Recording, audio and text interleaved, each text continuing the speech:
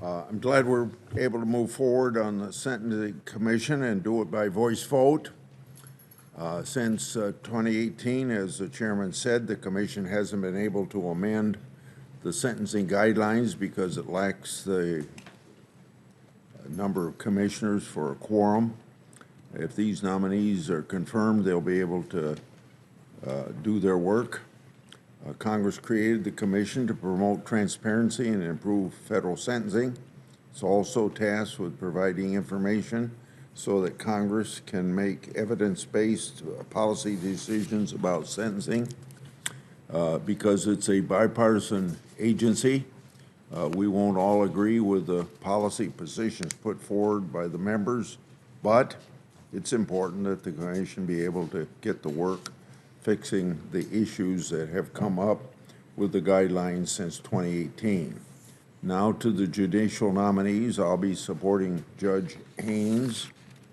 I'll also be voting for Judge Pan to get report out of committee.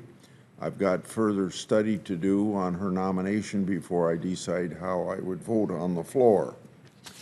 I'll also vote no on the Office of Legislative Affairs nominee. I'm doing so because the Justice Department's failure to be responsive to our committee's oversight requests. I've discussed the department's failures many times at this very meeting. I've done the same on the Senate floor and very appropriately with the Attorney General. The department has failed to provide responsive letters and production to this committee. The department will also say that they've responded to our letters. You've heard me say before that that's not a very accurate way of, an honest way of saying that they have responded to our letters, because they simply put words on a piece of paper.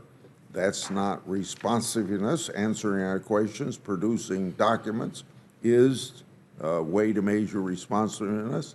Now, this is a bipartisan problem. When I say that, this is what I mean. Whether a Republican or Democrat is in charge of the Justice Department, that department has a history of failure of being transparent to the United States Congress. I will not let up on congressional oversight. The public's business ought to be public. I owe it to the people of Iowa and maybe to the entire country to hold the executive branch accountable, and I'll continue that fight regardless of whether we have a Republican or Democrat in charge of it. I yield.